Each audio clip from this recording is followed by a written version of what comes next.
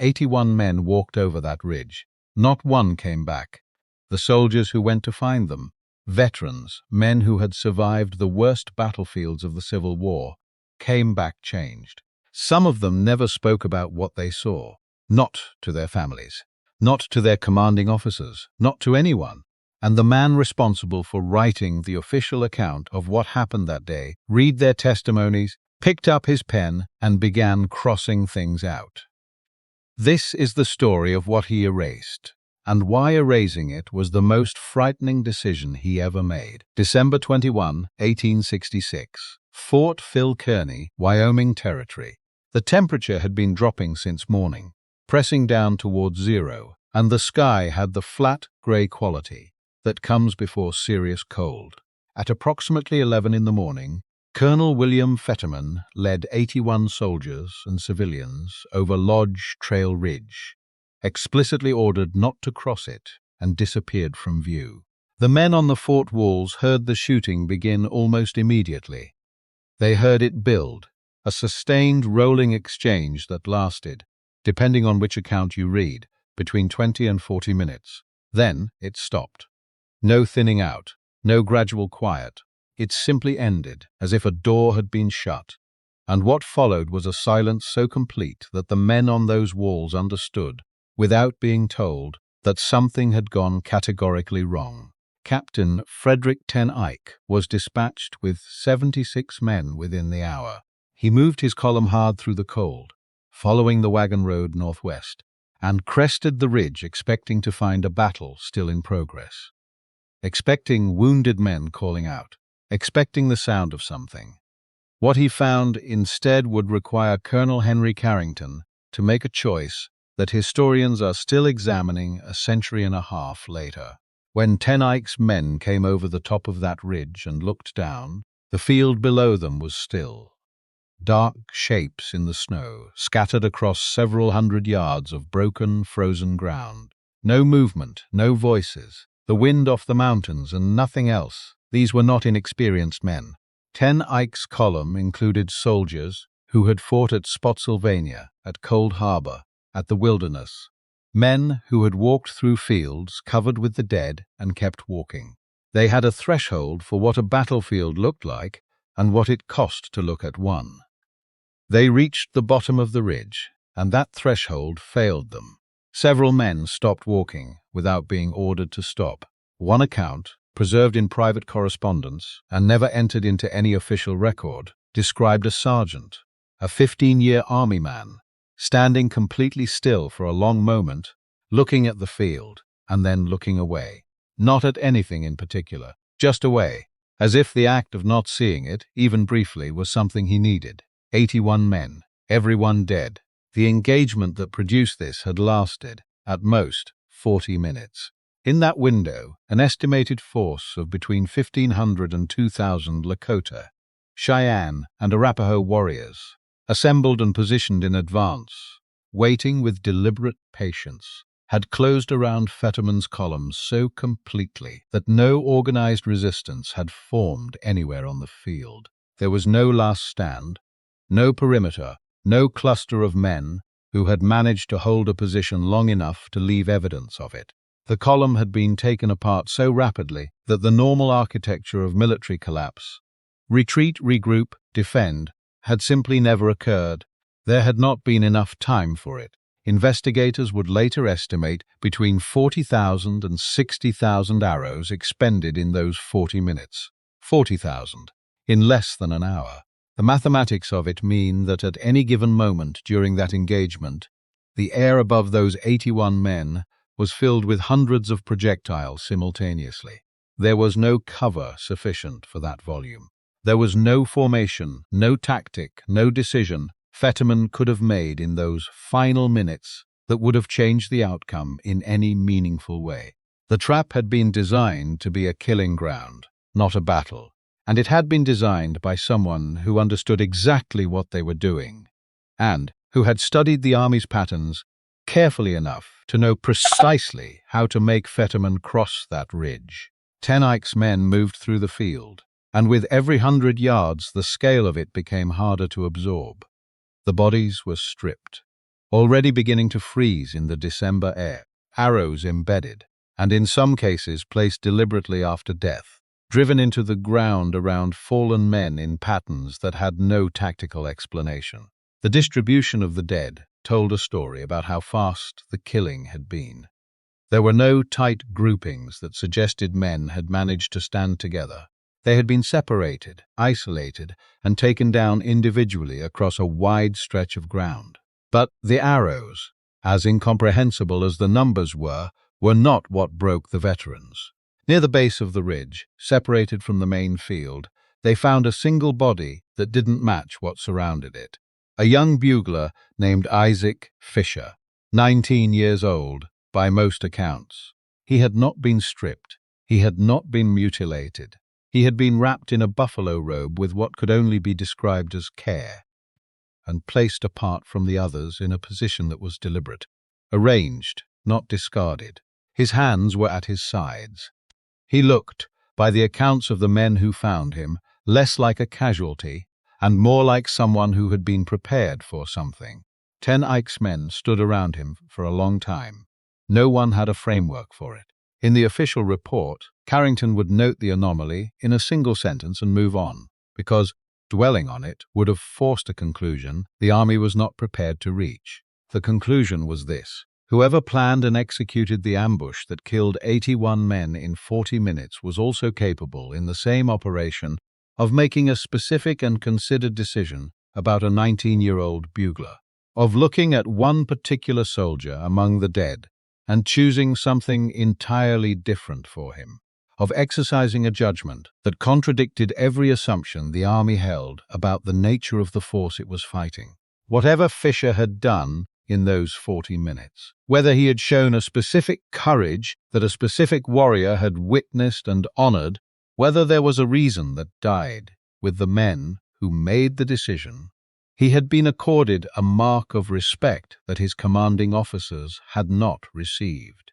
That one body in that buffalo robe was proof that this had not been rage. It had not been chaos. It had been organized, selective, and purposeful from the first arrow to the last decision made on that field.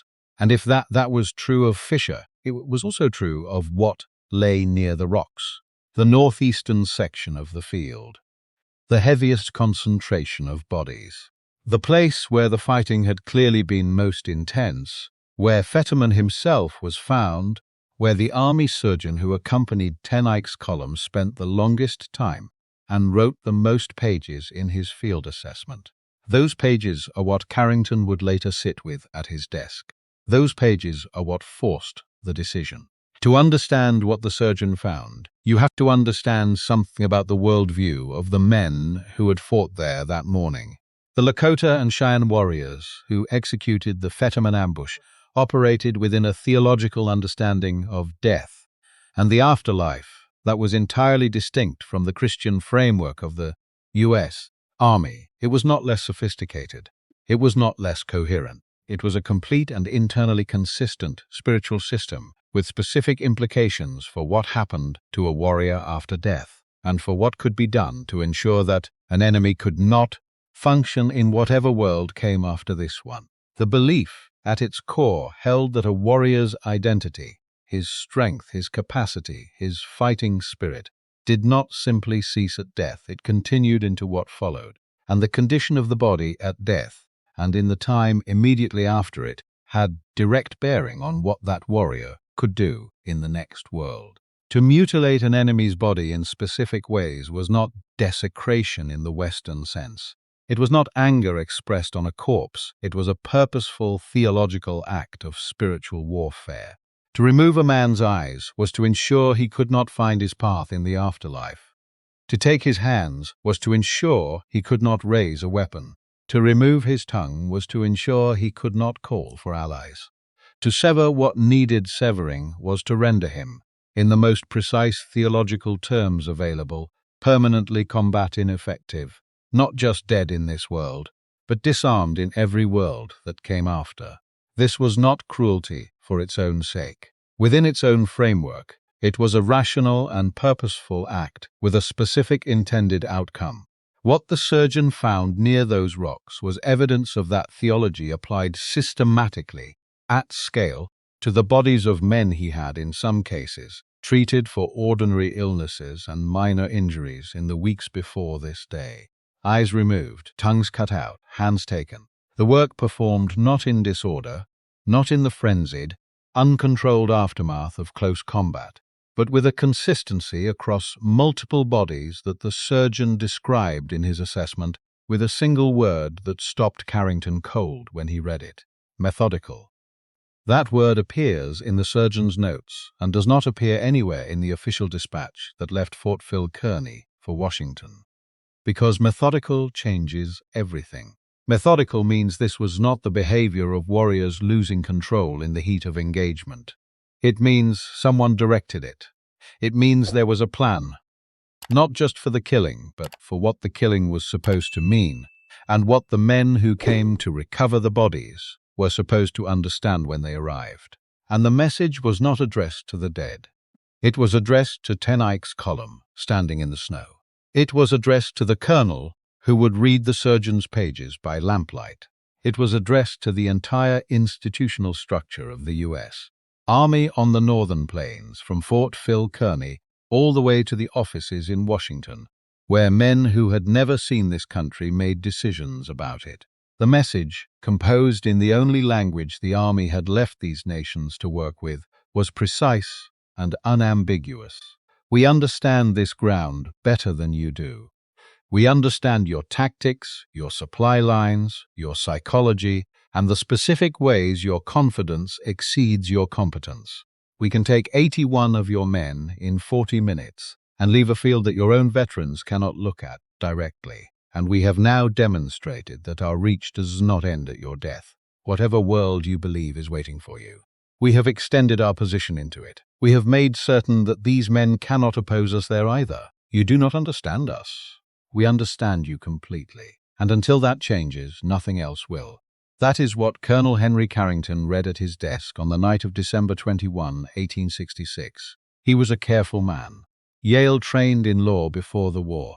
He had spent years in administrative and organizational roles, which meant he understood precisely how institutions processed information and what happened when the information an institution received was too large for its existing frameworks to contain. He read the surgeon's assessment in full. He read Ten Eyck's field notes. He sat with the private written accounts of men who had survived the bloodiest campaigns of the Civil War and returned from Lodge Trail Ridge, unable to complete their sentences when asked to describe what they had seen. And he understood, with a clarity that only genuine crisis produces, exactly what would happen if he transmitted all of it to Washington intact. The Army's entire strategic posture on the northern plains rested on a single foundational assumption: that the resistance it was facing was a problem of scale, not of fundamental miscalculation. That more men, more forts, more firepower, more patience would eventually produce the desired outcome. That the territory could be held and the expansion could continue if the Army simply applied sufficient force for sufficient time. What the surgeon's pages proved, what the buffalo robe around Isaac Fisher proved, what the methodical, purposeful, theologically coherent work near the rocks proved, was that the assumption was wrong at its foundation. That the Army was not facing a disorganized resistance that would eventually exhaust itself and accept the terms being offered.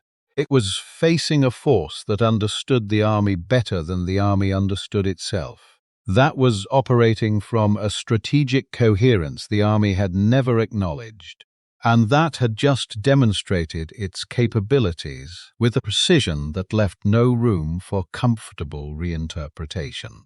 If Washington understood that, truly understood it, the entire framework collapsed. Not just the forts, not just the troop deployments, the policy itself, the justification for the forts, the rationale for the treaties being broken, the story the government was telling itself, and the public and the newspapers about what was happening in the Wyoming territory, and why it was going the way it was going. That was too large a truth for the existing architecture to absorb, and Carrington knew it. So he made his decision. He wrote what Washington could use: the casualty figures, the tactical assessment, the urgent request for reinforcements, for better weapons, for recognition that the situation was more serious than previously understood. He wrote it in careful, measured army prose that communicated disaster at a scale Washington could process. A significant loss, a strategic setback, a problem requiring resources. Without communicating the dimension of the disaster that no existing policy response could address. And he struck the rest. The surgeon's specific findings struck. The detail about Fisher and the buffalo robe, reduced to a single neutral sentence that noted the anomaly without drawing the conclusion. The written accounts from Ten Eyck's veterans, not transmitted. The word methodical never left the fort. And at the bottom of his initial draft, according to his wife Margaret, who was present at Fort Phil Kearny that winter, and later recorded what she witnessed in her own published account, Carrington had written a final observation, a single sentence, unsparing, precise, and, had it been transmitted, potentially the most important sentence in any army dispatch of that decade. He wrote that the force that planned and executed this action understood the army completely, in every tactical and psychological dimension, and that the army understood nothing about them in return, and that this asymmetry, not the body count, not the tactical failure, was the true nature of the crisis that Washington needed to confront. Then he drew a line through it. He lived with that crossed-out line for 46 more years. He died in 1912, having outlasted nearly everyone who had stood at Fort Phil Kearny that winter. He spent much of the rest of his life attempting, through testimony and memoir and letter, to defend his conduct in the Fetterman affair against officers who blamed him for the disaster. He argued about tactics and orders and command decisions until the end. He never, in any public record, discussed the line he crossed out. The fort itself was abandoned less than 2 years later, in the summer of 1868, under the terms of the Fort Laramie Treaty, a treaty that conceded, in diplomatic language, what Carrington had understood and could not say in 1866. The army left. The Lakota burned the fort to the ground the same day, and the smoke rose over the same ridge, and no official report described what that looked like or what it meant to the men who watched it from a distance. The history we inherit has been processed, shaped, moved through the hands of men who understood, each at their own desk, that certain truths are too structurally disruptive to transmit whole. The Fetterman Massacre appears in the textbooks as a date and a number: 81 men, December 21, 1866. It is given context, connected to treaties and territorial politics, filed within the broader arc of the Indian Wars.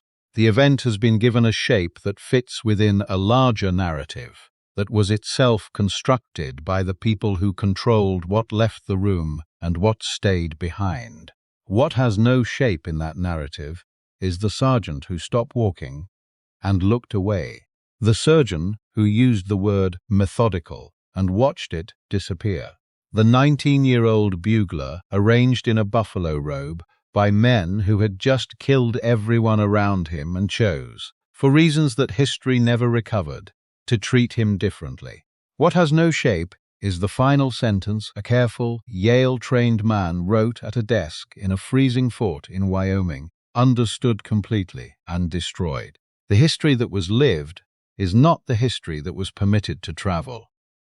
Everything that didn't make the dispatch stayed in the Wyoming cold, buried under the official language, buried under the careful selections of men who understood that managing the truth was itself a form of survival, for careers, for institutions, for a national project that could not afford to stop and honestly reckon with what it was encountering.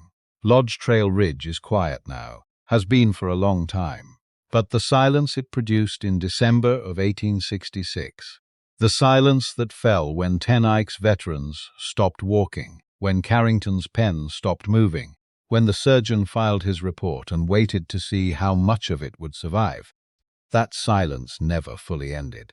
It is still in the record, in the gaps, in the single neutral sentences where fuller truths were reduced. In the crossed-out line that no one outside that fort ever read, the guns stopped at noon on December 21, 1866. The consequences of what was found afterward, and what was done with it, are still being counted.